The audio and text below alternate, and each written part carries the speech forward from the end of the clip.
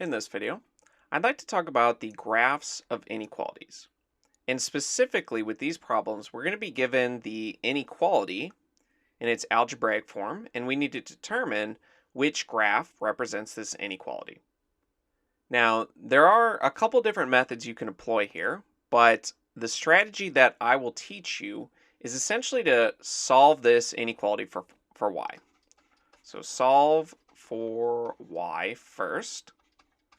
And then from there, we can determine what the picture will look like by comparing to our slope-intercept form. So we can say compare to slope-intercept form once we've solved it for y. And remember, that's just our y equals mx plus b. And even though this is an equation, and we're dealing with inequalities here, this equation will at least help us determine this boundary, this line, whether it's solid or dashed, that separates whether we're shading above or below. So let's just jump right in and try and solve this for y. So to do that, we can just add x to each side. So you get that 8y is bigger than x minus 24. And we want to solve it for y, so we're going to divide by 8. But remember, if you're dividing or multiplying, you got to do it to every single term. So then we get that y is bigger than 1x over 8 minus 3. So comparing to our slope-intercept form, we can determine which of these lines is accurate. And so our slope here is 1/8. That's the number multiplied to x. And our y-intercept is at -3. So let's go to our graphs and see if we can eliminate anything at this point. So it has to go through at -3, but it looks like all of them do that. And it goes up 1 over 8. But again, it looks like all of them do that as well. So from here, we need to determine, well, is our line going to be solid or should it be dashed? And remember that when you have less than or equal to or greater than or equal to, this is a solid line, since the line is actually included in the solution set. But if you have greater than or less than with no equal sign, this means the line itself is not included in the solution set, and you're going to have a dashed line. And we don't have an equal sign here, so we know it's not going to be a solid line. So we can eliminate those. And we need to determine, are we shading above or below the line? And for that, if we have greater than or equal to, this means we shade, let me rewrite that. We're going to shade above. So that's our case right here, since we have greater than. And we eliminated A and D, so only choice C shades above here. So this would be the correct answer. Now, this one you could also test. You can pick a point somewhere in the shaded region, maybe the point 4, 4, and just plug it in and see if you get something that makes sense. And in this case, you would. -4 plus 32 would be 28, and 28 is bigger than -24, so that made sense. But you would also want to check one of the border cases, since really you need to know, is it a solid or a dashed line? Now, according to this, the dashed line is not part of the solution, so when you put in -6 minus 4, you get 6 minus 32, which is -24, and -24 is not bigger than -24 because they're equal to each other. So we tested a couple points, and this did actually make sense. So we can feel confident that choice C is the correct answer. Now, I also do want to mention that if we have shading below, that's just going to be the opposite. Either less than or equal to. In those cases, we will shade below. So let's do some more problems.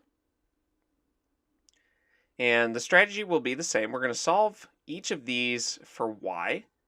Now this one you can just add y to the other side and subtract 4, or you can move the x's and then divide by -7. So let's do it that way, but I do want to warn you, dividing or multiplying by a negative is really the only difference between equations and inequalities. Since if you divide or multiply by a negative in an inequality, you have to flip the inequality sign. So it makes it a little bit more challenging, and students generally make mistakes on that. So let me make just a little bit more room, and we can rewrite that. So minus 14x minus 7y is less than 4. So let's add 14x to each side. And rewriting this, we have minus 7y less than 14x plus 4. Now let's divide everything by negative 7. But again, we're dividing by negative, and so we have to flip the sign. So it becomes greater than 14 divided by negative 7 would be minus 2x. And 4 sevenths won't simplify, so we have minus 4 over 7 here. So this is what we think is the right answer. So let's determine which of these makes sense. And it looks like all of these lines are the same. It's just, do we shade above or below, and is it solid or dashed? Now, we don't have the equal sign, so it's going to be dashed. And it's greater than the right side. And when we have greater than, we know we're going to shade above. So we can eliminate the solid ones. So that's this one and this one. And we also know we're shading above the line, so it's not going to be choice letter D here. So choice letter A is the right answer. Now, again, just to check it, we want to plug a point in, maybe like 2, 4, but you can pick anything. We could even do 1, 1, since that's part of this. In fact, let's do that one because the numbers are smaller. So we'd have minus 14 minus 7, which is minus 21. And that is less than 4. So that point made sense. And again, you want to check a point on the border. Now this one, it might be hard to find a border point. You can try 4 minus 8, since that's pretty close. So that's minus 56. And minus 7 times minus 8 would be positive 56. So that would be 0, but 0 is less than 4. So that worked as well. So you can feel fairly confident that this is the right inequality. And let's do another one. So let's first solve it for y. So minus 3x minus 4y less than or equal to 2. And in this one, I'm just going to add 4y to each side. So we get minus 3x less than or equal to 4y plus 2. And let's solve for y, subtract 2 on each side. So minus 3x minus 2 less than or equal to 4y. And lastly, divide everything by 4. But in this case, since you're dividing by a positive number, you don't have to flip the sign. So you have minus 3x over 4 minus a half, and that's less than or equal to y. Now, just so that we write it the way we have been writing it, I'm going to rewrite it with y on the left side. But remember, the inequality opens up to y. You could kind of remember it the childish way that with an inequality, if you draw little teeth in, the alligator always eats the bigger number.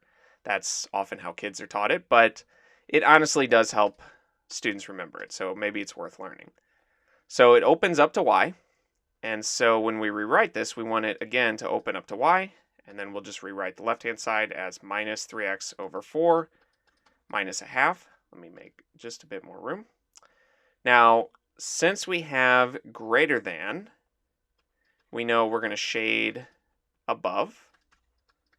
So we have this greater than or equal to. And since we have the equal to, we know it's going to be a solid line.